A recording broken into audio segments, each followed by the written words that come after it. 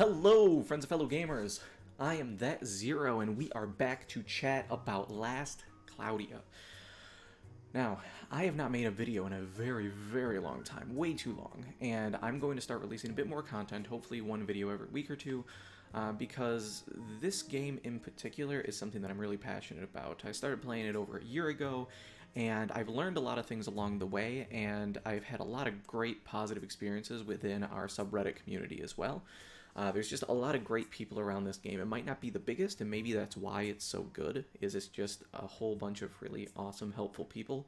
But I want to be able to give back in any way that I possibly can, through hopefully providing information, entertainment, whatever it might be. So here we are with our very first in our Last Cloudia series, and today the topic of discussion is for all of you new players out there. All you new people who started because, oh man, there's a Dr. Stone collab? I love Dr. Stone, that anime is amazing. Or maybe you started during the Devil May Cry collab. Collabs tend to bring in new people, and since the beginning of this year, player base has been skyrocketing, and it's amazing. And I hope that the game will only continue to grow. But for all these new players, there's a lot of systems within this game. Right? Like, it's very easy to get super overwhelmed with all the crap that you can click on and interface with and upgrade and buy and spend resources. And what are these resources? What does this mean? This isn't anything like other games that I've played, and you're right. There's a lot of standard gacha elements within Last Cloudia, but there's also a significant amount of things it does differently, or maybe just cleaner, or maybe slightly more annoying in some cases. But I'm here today to teach you about applying the 80-20 principle to your brand new account. And if you don't know what the 80-20 principle is, essentially the core idea is that when you're doing anything, some sort of a project, you're building something, you're trying to teach someone something, whatever it may be, 80% of what you need to accomplish will almost always get done with 20% of the effort required. You need to identify what that 20% is so that you can get majority of things done easily. Because that other 20% of work that there is left to get done is going to take 80% of your time. It gets down to super duper nitty gritty stuff. It's you trying to be a perfectionist. It's trying to figure out all this little stuff when at the end of the day it's giving you very, very minimal benefit. 20% of the effort, 80% of the result. That's what we want to do when we are making a new Last Cloudia account. So I'm going to run through all of the different crap that you see on screen, as well as some of the things that are kind of hidden that can catch your eye. And it's very, very easy to squirrel in this game and be like, ooh, maybe I need to go upgrade this. Maybe I need to go buy that. Slow up. You can do all of these things. It gives you access to a whole lot of the different systems in the game reasonably early on. But the thing is, your gains from doing a lot of these things early isn't going to matter, but certain things are extremely key and very, very good, and you should be doing them and you need to focus on them. The main thing I want you to keep in mind when we're talking about all these things, there's a common denominator amongst all of the advice I'm going to give you, and that's this analogy of we want to build our laboratory, we don't want to be doing science experiments, okay? So lay down our foundation, build up our resources, the tools that we need to succeed, so that down the road when we know what the hell we're doing, you can do it effectively and have the things you need for it, and not be trying to go out and buy more test tubes or get, you know, all of these chemicals that you need to be mixing to make the compound that you want to be able to blow up the neighbor's house. Whatever, you know, you do in your science lab is up to you. But the point is, it's going to be your lab, but you need to make your lab be up to par before you start playing in it. So we're going to do our best to get your lab to that 80% point with 20% of the effort, and then if you have extra time to spend that you want to go explore some of these other features, please feel free to do so. It's going to become much easier as you get more comfortable with the game. So the way I'm going to roll through this is we're going to start clicking through, and I'm just going to run through some of the basic menu items and then get into some nittier grittier stuff. Oh, and also, if there's anything specific you're wondering about, I'm going to do my best to have some timestamps in the description, so if you want to jump to any place, feel free to do so. Maybe if I can get that fancy YouTube thing where it's actually marked in the timeline, that would be even better. So it's very helpful for me when I'm consuming content. Hopefully it will be for you too as well.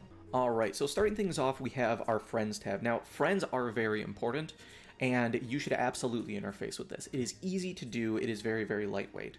I would say when you first start, you can just add anybody that you come across. So after a match, if you use a unit from someone else that is not in your friends list, it will ask, do you want to send them a friend invite? Just do it early on. You want to get as many friends as you want because you can get friend points from them. I'm not going to get into the whole friend point system, but the point is you want to get as many as you can because those resources can be used to help subvert some RNG when it comes to farming resources later. You can spend friend points to go get things you need in the store. So you want this filled out. With that, you can get more friend slots. You start only with 50 and you can spend gems to get it to 100. Do it.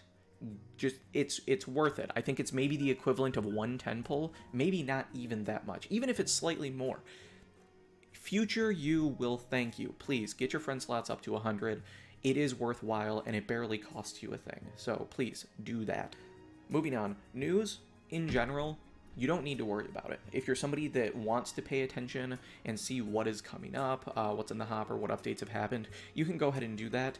I personally haven't paid too much attention, and usually just through the community or just personal experience of just seeing things, in-game prompts when new events start, you get the information you need. So if you're a person that likes that stuff, cool, but there's nothing in there that's so key that you're going to be missing out. Present, self-explanatory, every time you log in or get anything, they're in there, not to worry about. Arena log, ignore it. When people kill you in arena, it tells you. So if you want to just get rid of a red exclamation point, yeah, go ahead, do that, get rid of it. It's not a big deal though at the end of the day. Missions, for the most part, missions are important, but only minimally. So first thing you'll want is all of your dailies. I obviously haven't done it.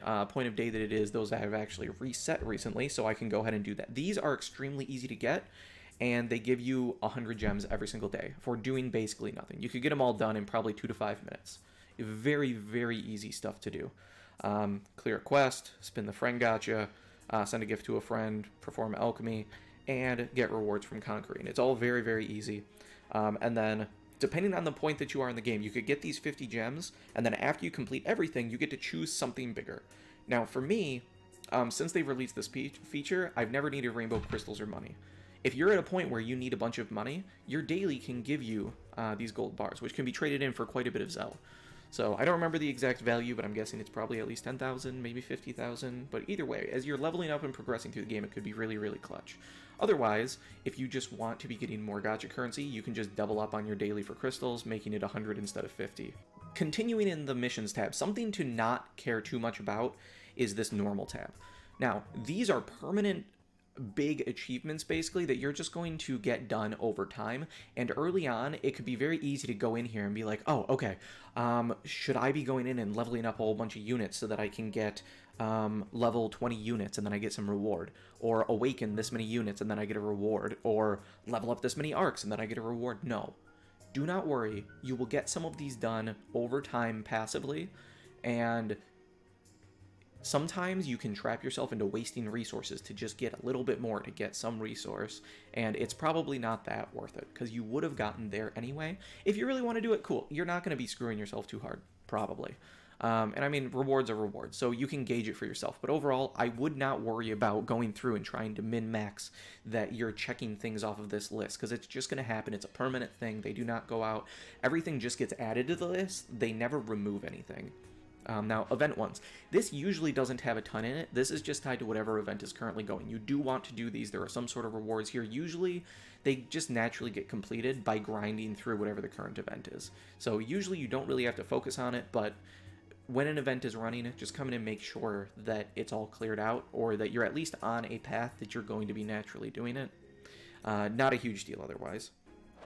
Inventory. Inventory is massive. There's so many things in here, and most of it does not matter much. Unless you are specifically coming in here to look for something, you don't need to come into here. You should probably know when you're going to upgrade your units, and it says you need X of X type of things, you can see what there actually is there and what you need. Coming in here, if you just want to look at stuff, you can. But there's some things in here that just, they might be from old events, they still stick in here. It's almost like a history log. There's some things that also don't matter, like I've got fish when I was out fishing in the game, because that's a thing that matters. It just sits here. It can just sit, take up space. It doesn't really matter, and you can waste a lot of time coming in here trying to figure out if there's something you should be interfacing with and doing. and also an important. Like, there's some side things you can do in quests that are tied to some of these important things and progression, but for the most part, especially when you're new, you do not need to touch this stuff. You can come back later when it becomes more relevant, and you can explore all this stuff that you've unlocked and figure out what it is. But for right now, there's just so many things that you can click through. It's a log of all of your different stuff. The only thing that is worthwhile is money is going to be hard to come by in this game. Zell.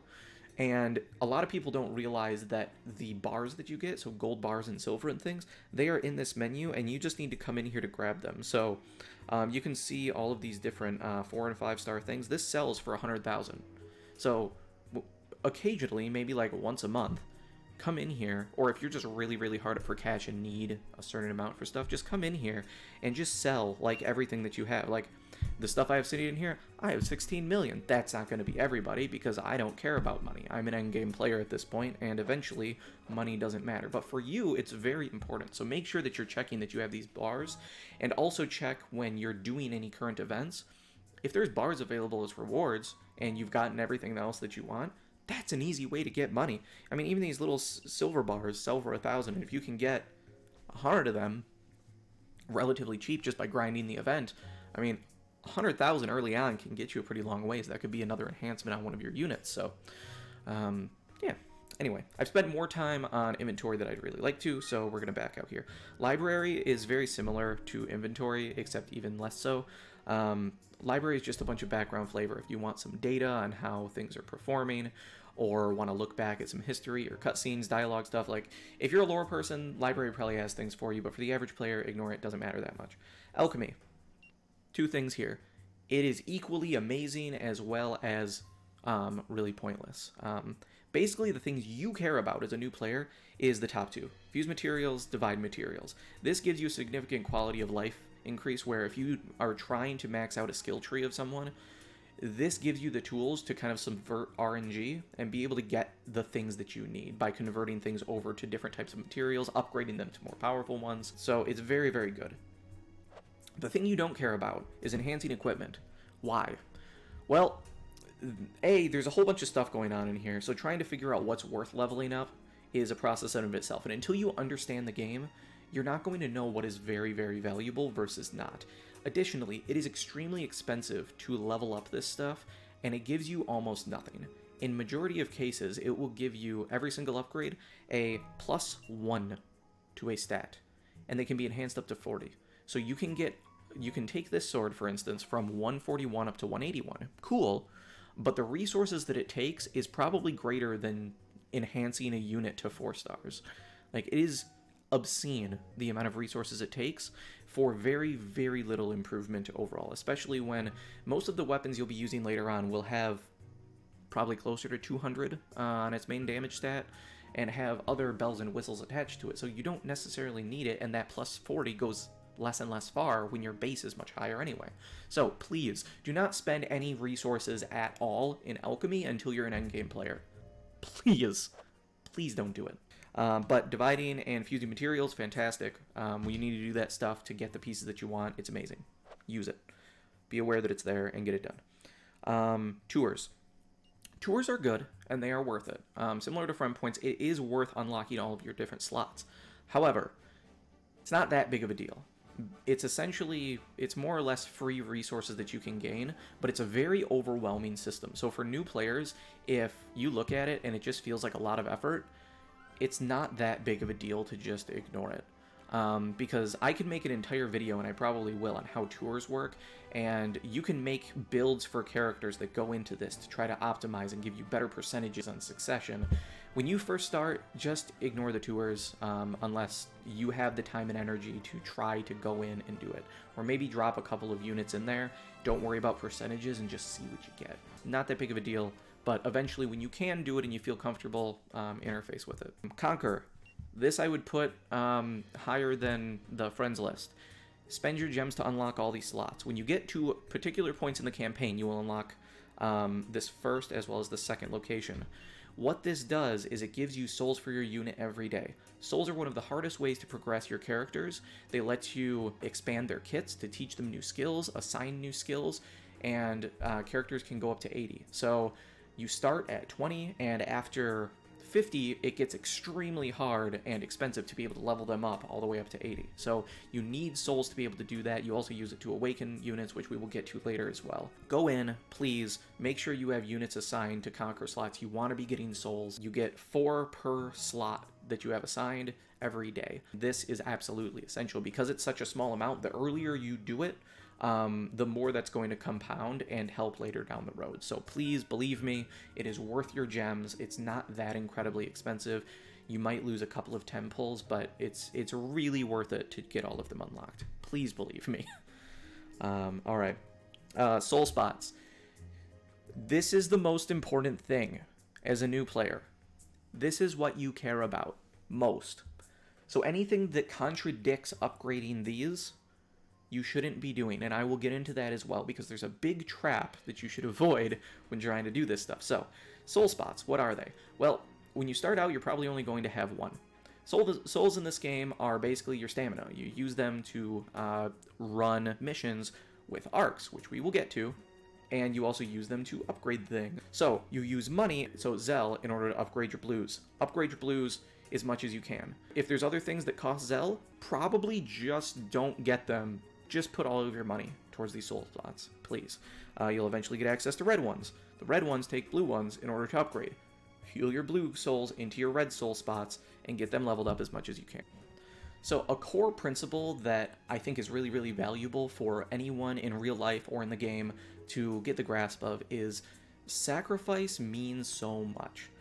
Anytime you sacrifice anything, the gains that you will return from it will be exponentially greater in the future. This applies to almost every aspect of life. This could be relationships, money, effort in general of like the way that you prioritize friends, the people you hang out with, the hobbies you choose. Early sacrifices always lead to exponential gains. So best way to think about soul spots is with a very simple analogy of like, say I decided to give you $1 every single day. And you can go buy a candy bar with that $1. Or whatever it's good for you. Maybe you don't eat candy bars. Maybe you go buy a $1 video game. Or you go, I don't know, get a latte or something. I don't care. Whatever you happen to like, you can go buy that and you can have it every single day. Or you can invest that. You could say that $1, I'm going to choose to spend it on nothing. And then the next day, I come to you and I'm like, oh, you didn't spend that $1? Well, then I'm going to give you $2. Okay, cool, that sounds pretty great. Okay, so then the next day, I'm gonna say, well, you didn't spend that $2? Well, today you get 4, because you're investing. You're getting returns on this stuff. Sounds pretty sweet. You still haven't bought anything? Okay, well, how about this next day? I'm gonna put 3 back towards investing, but I'm gonna grab this one. I'm gonna grab this one, and I'm gonna go get a candy bar today. Okay, cool, so we'll do that. So now, coming on the following day, maybe we'll be getting 7 more. We could have had 8, but still 7's pretty good. So again, that 80-20 principle of, there's a little, you could spend a little bit here and there, but most of it should be going towards investing because it's building up these resources. And down the line, when you want to be buying candy bars, maybe you want to buy a food truck, maybe you want to buy a yacht, like, I don't know, but you need to have this revenue stream being built up. Because if you don't, it's going to be real hard to get anywhere, and your progression is going to be slowed down significantly. Moving on from soul spots. I'm sure everybody knows it already. That's in most of the beginner guides in general, is focus soul spots, nothing else. I'll get into why it's sometimes hard to do that, though, when we get to other things. Arena. Ignore it if you're new. There's a few reasons for that. One, you don't know what you're doing yet. Okay? Plain and simple. Second, you don't have a big library. You don't have a lot of tools in your toolkit yet. Your laboratory is not very well built. So, if you have gotten lucky enough to get some characters whose natural kit thrives in Arena, you might be able to dabble and get through some of the earlier levels. But there's certain things that make it really easy to chew through people in Arena, and until you've done a bunch of your temples with currency that you've gotten from being in campaign, and you've unlocked a bunch of these different things, you're not going to know what tools you're working with to allow you to excel. And I'll make an Arena video in the future because I'm really, really passionate about Arena. It's a lot of fun. It can also be very frustrating, admittedly, but there's a lot of things that you can do to thrive within that environment. And early on, I would say if you want to take a look at it, sure, go ahead. but I probably wouldn't bother with it until you've at least played through the campaign on normal, maybe even on hard. I'll let you be the judge of that, but overall, if you're skipping on it early, like very early, don't worry about it. When you get closer to mid-game, where you still have like harder difficulties of campaign to go through, and you're starting to level up some arcs and teach some skills, then maybe you could go in and start playing a bit. But early on, it's a whole can of worms you don't need to get into, period. All right, next, trading space. There's a lot going on in the trading space, a lot of which you don't need to care about at all, really. So main things you do want to care about is the current event. So whatever event is currently running, which happens to be Dr. Stone, it's usually up towards the top. So if we come in here, we can see there's a whole bunch of different resources that are needed for getting a whole bunch of different things. So these you want to look at and figure out what you could best utilize. Usually things like unit souls and enhancements are the most important. So if we come in here and look, there's souls, there's prisms. Prisms are one of the most valuable resources you can get in the game because it raises the ceiling of a unit. So if you have any of the Dr. Stone units and you come in here and you see that there's a prism available, you want to focus on getting these batteries more than anything else. I can't click on the battery, but anyway. Other people have made videos about how this event works. It doesn't matter, and it's not going to be relevant once the event is gone. So the point is, look for the things you need and focus on those. If you don't clear out the shop, it's not a big deal. Focus on what you need for your current progression, but if there's things like prisms for units you have, focus on getting those and then figure out what else you need. Cool. But now looking at some of these other shops, if you look at any of these and they've got this kind of scroll up here as the currency, that's for paid players, plain and simple. So if you're just free to play, which majority of people happen to be, or maybe light spenders, ignore it completely. These shops do not matter for you. So if you see that little icon, it doesn't matter. And then as we go down here, a lot of shops stick around at long after they have passed. So for instance, this Blaze Bootcamp that's currently here, it doesn't matter. It's no longer here. If you have resources left over, the devs give you an opportunity to go spend it before it goes away. But for me, just looking at this list, Tower of Trials, that's for a particular event that doesn't matter right now. When it comes around and when you're able to do that, you can come in and spend resources there. Beast, Anima, ignore it. You can deal with it later. You can go and upgrade monster units, but you, as a new player, you don't care about upgrading monster units because they suck. They're not going to help you get through the game. They're basically for unlocking achievements or just for doing silly things to pass the time. These monthly medals, those ones are reasonably beneficial. I would say those are the only ones other than the current event that you really care about. So what happens with these is as you roll on these different banners, you will get these passive medals for them. So then you can kind of go in and you can pity, pull some different things if you have enough. You can just grab some resources, some clusters, whatever it may be. So it's just extra free stuff that you can get. But just looking through this, like 90% of these are pointless. Friend points. This is the main reason that you want to be having friends. You get all sorts of this currency for free every single day. And whenever you use your friends in combat, they give you more friend points. It all adds up. And like you can see right now, I have almost 600,000 of these things. I can come in here and every month this library refreshes and I don't need a lot of these materials. You will, because you're new. And you don't have the surplus that I have built up. So for you to be able to come in here and be like, oh man, I need ancient materials to get through 2 of my enhancement levels on a unit. Cool. Just come buy it. Cool. You can come in and you can get rid of a whole bunch of the farming grind required by just utilizing the friend system appropriately to just come buy some of this stuff, you know? So, massive, massive. Back into the trading space. Arena points. I already told you, don't worry about arena till later. As such, even if you do get into it, it takes too long to grind out points to go buy anything significant. Don't worry about it. Ignore it. Crimson Ore. This, you're not going to have much of anyway. You get Crimson Ore when you get duplicates of Arks, when you're rolling on things. You're not going to have enough to spend on anything, and you're not going to be smart enough to know where best to spend it. Just sit on it. You can spend it later. It doesn't matter. You'll get it eventually. So, yeah, easy enough. So, backing out of here, events. Events, there's also things that you can easily ignore. Limited time is not that thing. If you have this energy up here, usually you want to be spending that towards the limited time event. Luckily, this limited time event doesn't take energy, so you can spend it elsewhere. So, the training tab. This is something that is super overwhelming, and I'm here to give you the easier idea behind it. So when people see this charging resource, it's easy to get like a minor FOMO type effect going on. Oh man, I need to be spending them, otherwise I'm not being optimal enough. It's fine. The things that you will get with your event orbs will come elsewhere. If you're able to spend them frequently in the limited time event, cool. Otherwise, if you just come in once, twice a day and just do the best you can, you're gonna be fine. Do not sweat it too much. But there is a priority on things you want to care about in this training tab.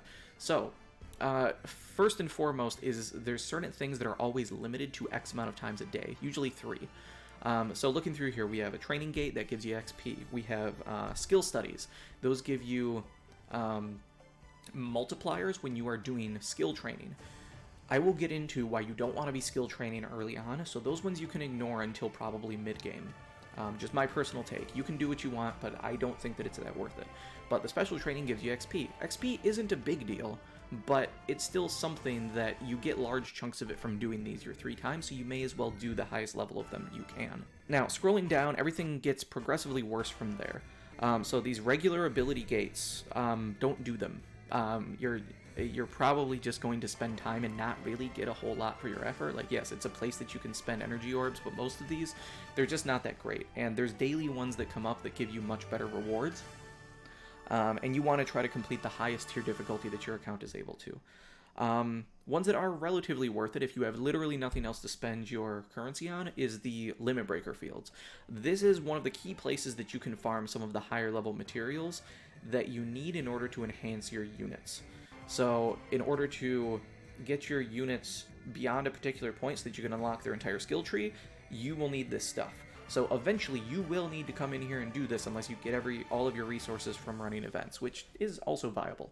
But this is a decent place to come in and do. It's just expensive. So for instance, to run what you want to run is the highest difficulty, which costs 4, and that has a chance at giving you some of these 5 and 6 star materials. So anyway, relatively worth it. We come down here, we can see that there's a normal training gate and also a regular skill gate as well. They are really, really, really bad, like rate-wise. So just, it is probably not even worth your time to run the stage on a low difficulty of the other ones and use your energy orbs as opposed to just playing through the campaign.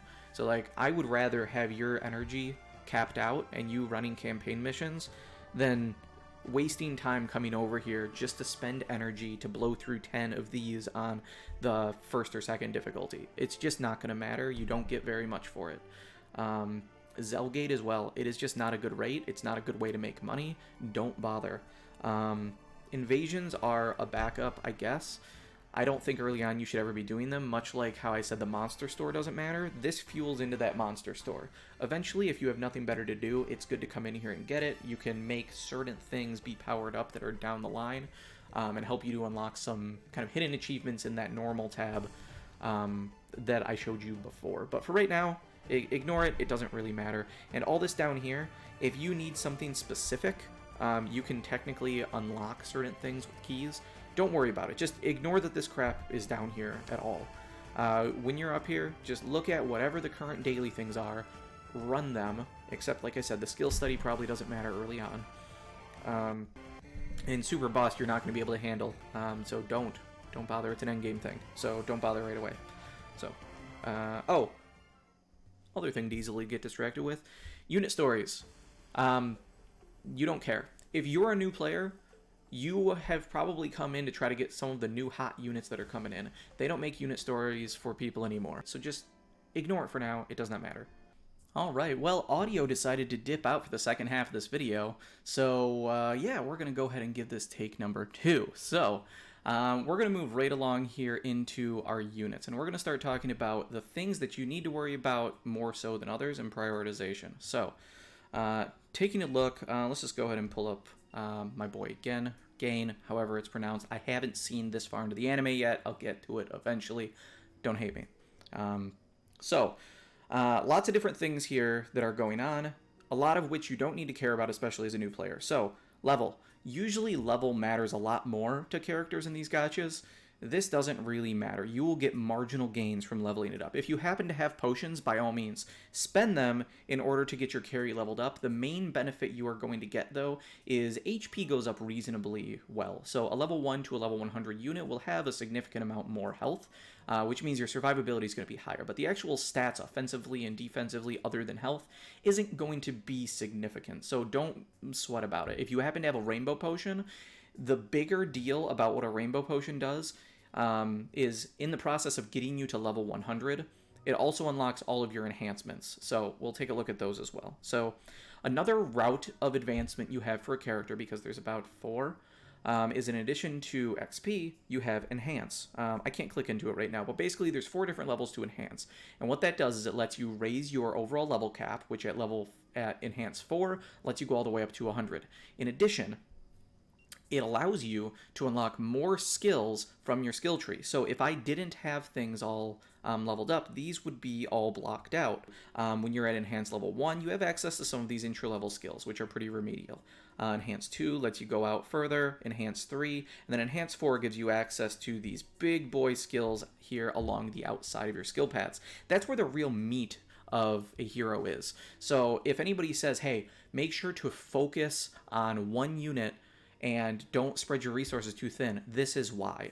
So what you want to do is try your hardest to get your best character to completely max out the skill tree, because there is so much power in this outer ring of skills in general that you absolutely want to be getting all of this stuff. If you have one character that has their skill board completely maxed out, it is going to be better than having a full team that has their skills unlocked to, say, about here at level 2 or 3.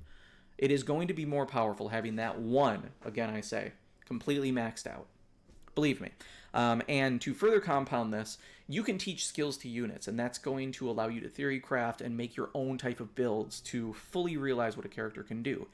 As an early game player, you don't want to worry about that. And I'll get into that a little bit more in Arks, but for right now, we'll take a look here. So skill cost down here, SC, is what it will commonly be referred to as if you hear people talking about it in the community. This is the allotment that you have available to you to equip skills. So right now you can see I'm at max 80. You start at 20, and then things cost progressively more souls every time that you upgrade. So this is one of the most important upgrade routes you will need to take, but as an early game player, you probably don't need to actually put skills into your units. You just want to be slowly expanding this amount so that you can get it higher and higher and higher, okay? Most of your power will come from your core skill kit as it is, okay? So it'll be tempting to teach your units new skills, but for the most part, that should be ignored until you get to mid to later in the game. Another aspect is Awakening, and we get asked on the Reddit a lot about, oh, is Awakening worth it? What do I do? Because usually Awakening is like the staple of advancement for characters. If you go from like Awakened 0 to 1, it like doubles your power. That is not this game. This is one route to upgrade your characters, but essentially what it does is you will get a plus like 20 or 30 to all your stats. Okay? And then for Awakens 1 through 4, your ultimate ability gets better, which, yay! Cool. It doesn't matter that much, though. It's not that hugely impactful. It is much bigger and more important for you to continue to use those souls to expand your SC slots available, so that once you can start building them, you have room to put skills onto your character. So my general rule of thumb is to build your character up to 50 SC. Okay? Once you get up to 50 SC, it starts costing 30 souls for every 1 point that you upgrade your SC. Well, for Awaken, the first 3 levels are as follows. It costs 30 souls, 60 souls, 90 souls. So total, that's going to be 6 SC worth of points. So you're missing out on getting an extra 6 SC, but I feel that that amount of cost is worth the first 3 Awaken slots for the amount of stats that you get. So I do that, go up to Awaken 3, and then all your other souls go towards maxing your character up to their maximum allotment of 80. So as much as you're able to, work on getting them up to that. All right, so just to recap, for units, the main thing you care about, ability board. Unlock the ability board for the characters that you care about most. All right, so now we get into, I want to say the meatiest, or maybe it's just the most important piece that you could probably take away from this. and that is Arks. Maybe some people will disagree with me on this, but Arks are the biggest early game trap in this game. So I told you that this is all about building up our laboratory, not conducting the experiments yet. Okay? Now, the most important thing I said previously is leveling up your soul spots. You unlock them by going through campaign. You level them up with Zell. You then use your blue orbs to level up the red soul spots. That's what you do. Souls need to be used to upgrade soul spots. Except red ones, when you get red ones, you can use that for some fun things, like leveling up Arks, or using more powerful Arks. Okay? Cool. We're on the same page. So, Arks, there are 3 pieces of value that you get from Arks. So I'm going to go through what those are and why you, as an early game player, don't care. Cool? Sweet. So, 3 pieces. 1, the Ark itself. We have base stats. When you equip this at level 10 to a unit, you add to their base stats equal to whatever this Ark's values are, which means all of that goes into multipliers for your unit. So if you have strength ups, MP ups, all of that gets added as a base here, which is massive. Huge boon to your character. It also has these passive abilities, which, depending on the synergy you come up with, can make for some really deadly combos with certain units. Okay, so value piece number 1, equipping your Ark. The higher level you have it equipped at, the more abilities that will be here, the better the stats are, but also you will have exponential cost for running that Ark. So, if you run this SSR, for instance, at level 1, it might cost you 100 souls. I don't remember the exact numbers. I don't care. If you level it up to level 10, it will probably cost along the 2,000 to 3,000 mark of souls. Significantly more for going up 10 levels. But your unit, whereas when you equip a level 1, will basically have negligible, if any, sort of benefit. At level 10, it will usually double or more the value of your unit, just supercharging them. But you need to use it sparingly because it costs you these souls, which are a valuable resource. Cool. So, value point number 2, the skills you can teach. So we've already established this first piece you don't care about because you don't want to spend souls using a powerful Ark because you need to save those souls to invest. Sweet. These, very similar treatment. Each of these Arks has different skills associated with them. Every time you complete a run with an Ark equipped, you gain an AP point equal to the level that the Ark has. So some of these are unlocked at certain skills. We can't see all of them right now. Let's go into my only one that I don't have leveled up here. So you can see this unlocks at level 9, level 10. So if I run this right now at level 8, I have access to these skills. Okay, cool. So I complete one run, I get 1 AP. That multiplies by this number. Cool. So if I complete something worth 1 AP, times 12, I get 12 points. I need to get up to 180, and then this skill becomes permanently available to use and allocate SC to in my actual character. Cool. Well, as we've established, it costs a ton to be able to use these Arks anyway. So you're going to be burning through your Arks, through your souls, and not able to put this stuff on people. So if you're going to train skills, look for any Arks that have a lot of value at level 1, maybe level 2. Or if they happen to use red souls, because red souls are only used for doing this stuff. So if you're just wanting to explore and indulge in the Ark system, which is one of the biggest selling points, in my opinion, of this game, early game doesn't have it for you. But when you start having some red souls, you can safely spend that on your Arks because there's nothing else that red souls are needed for. Okay? So that is a way that you can kind of value between blue and red Arks in general. You could use the red Arks earlier on because you don't need to invest red souls in anything other than Arks, which is quite convenient. So, if you're running through and say, let's see a good example. So, the Final Oath. This is not renowned on tier lists as like one of the best Arks in the game, but for a new player that's trying to conserve souls, it's amazing. Reason being, at level 1, you get Pose for Glory. Pose for Glory is one of the best skills in the game. It costs you, cost you 2 SC. Told you before, upgrading your character at all, you can put up to 20 on them. So 10% of your starting, which is great.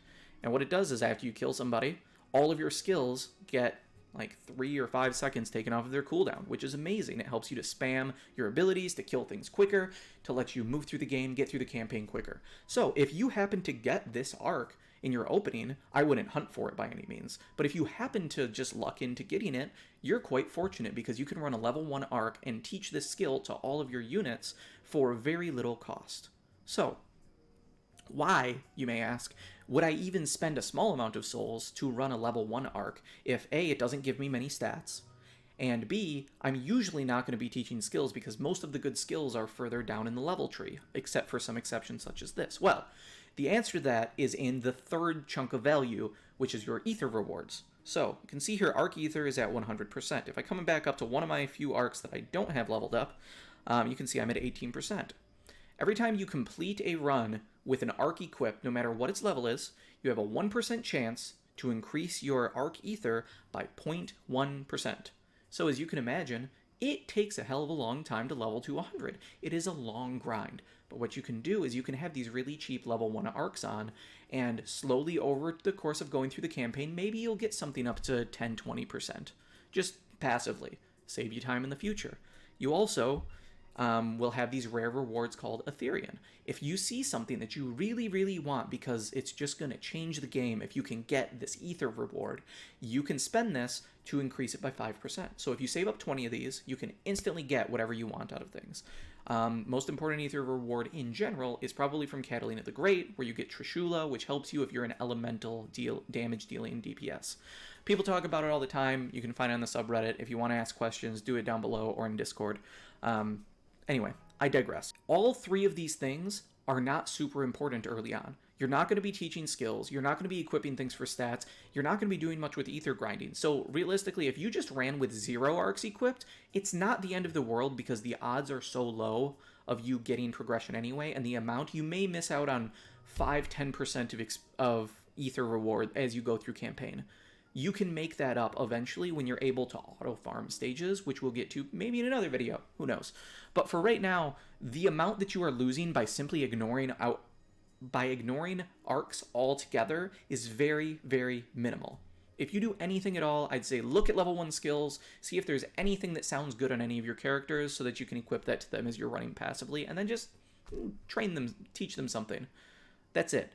Otherwise, ignore arcs until mid to late game when you've already built up all your soul spots, you have extra resources to be able to do things with, or if you have a decent amount of red souls coming in, you could start leveling up some of your red soul arcs because you only use those for arcs, which is quite good. Alright, well, we have gone through now a ton of different things. We have all these different nodes that we've worked through and different minute little details, all these little tidbits, and maybe you've established by now, but of all the systems that are in the game, as a brand new player, super fresh, just getting into the campaign, just rolled the brand new sexy unit that you came for from that one collab you really like or something, or maybe your friend just happened to recommend it to you. For you, there's much more in this game that you can ignore than what you have to interface with, which is good. So, we're going to do a quick TLDR here of the things you actually care about, and if you ignore everything that's not these things, you're going to be fine. Okay? So, 1, campaign progression, and anything that supports your campaign progression. Couple of things with that is friends. Okay? That's number 2. Unlock all your friend slots. You want all your friend slots unlocked. Okay? Part of doing that is getting through campaign. It will allow you to expand even more. You spend gems on friend slots as well. Get some powerful friends. Friend everybody that you see that you run a mission with, because you'll still be getting friends points just from using them. If they happen to be somebody that sends you rewards, you'll get those. And then go to the Reddit, see if there's anybody that's really strong that is willing to give you their friend code, because that means once a day you have a powerhouse that will carry you through at least one mission that you're struggling with. So, get your friends. Campaign progression. They go hand in hand. Words are hard. Sorry for that weird word slur there. So do that. Soul spots. Level them up. All of your Zell, all of your blue souls should go towards leveling soul spots. Okay? Red souls can be used for leveling arcs or teaching skills. Cool. That's going to be rare. Blue usually is part of more arcs. And there's a lot of blue arcs as well, maybe even half of them, that once you get them to 5 to 7 for level, they'll convert over to using red orbs. Okay? And you can find that information somewhere. I don't have the exact list, but it exists somewhere. So, soul spots, friends, campaign progression. This feeds into all of those. Cool. Next one. Daily gems. They're very easy to do. It's 100 free gems that you can use down the road. That's 1 month. 1 month of just logging in and getting 2 to 5 minutes of work done will get you a free 10 pull.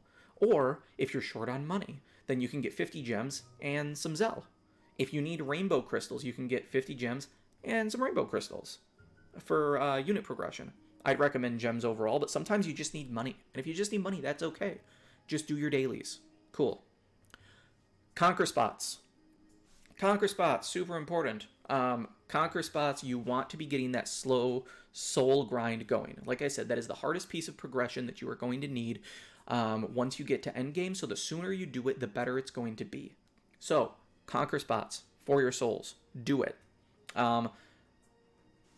Limited time events, and in general, limited training events as well. So use whatever energy orbs that you can muster from whenever you log in, burn them on the limited time event, because the things that you can get out of that temporary store are going to be worthwhile, and it helps you to get around some RNG of getting drops. Lastly, with units, skill tree is the most important thing. Enhance your units to 4, whether that's with a rainbow potion, which we are very, very rare to get. We just get them from certain events from the devs, or just by leveling them up and expanding their skill trees accordingly. So, getting a fully kitted character, fully spec'd out skill tree character is going to be stronger than probably 3 characters with half their skill tree filled out. Remember that. So, quick recap. Daily gems, soul spots, campaign progression, friend slots, conquer slots, limited time events, level skill trees. Yay! Well, I think that's all that I've got for you guys today, so anybody that stuck around till the end, or even if you jumped right to the end for the TLDR, please let me know any feedback you have to make this more impactful and easier to understand. How was audio quality? Do you like having the background music in there? Is there some other topics or videos that would be super beneficial that I should get to sooner rather than others? If you happen to be a veteran player that's here for whatever reason, maybe just wanted to see what video quality was going to look like, if I'm worth subscribing to maybe see some of my future content. I'm not just going to do things for new people. I want to have things where we can have conversations for any place that you are in the game. I'm on the subreddit all the time, so if anybody wanted to follow me and get any of my hot takes or advice that I'm giving out to different people, you can do that. I recently set up a Discord, so anybody that wants to join, if you DM me, I will probably respond, even if I shouldn't be, because I have too much fun talking to people. We have an amazing community here with Last Cloudia. I have several other games that I play. I play Destiny 2, Ark Knights, Genshin Impact, a number of other things a little bit more minorly, but all those subreddits tend to divulge into toxicity quite quickly. Last Cloudia is nothing but just fun and welcoming to everyone, and it's just felt really, really great, and I want to give back to our community. That's the whole reason I'm doing this. Have conversation with cool people, help some people out.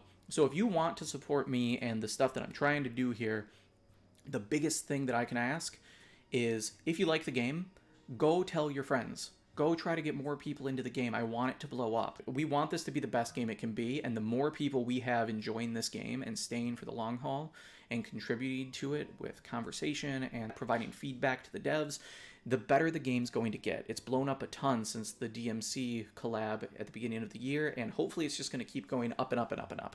So please, I beg you, you want to support me, do it by supporting the game, push people to it, and that would be amazing. So over on my Twitch, you can get to know me a little bit better as a person. You have any questions for me, you can obviously ask in the comments anyway, but I'm going to be a little bit more unfiltered over there on Twitch. I'm going to be doing some variety streams probably, as well as Last Cloudia. So thank you so much, and any feedback that you have for me, greatly, greatly appreciated. If you let me know some other types of content that you'd like to see that maybe you feel is lacking right now in the landscape for Last Cloudia, please let me know. I'm going to be trying to get out a video hopefully every 1 or 2 weeks.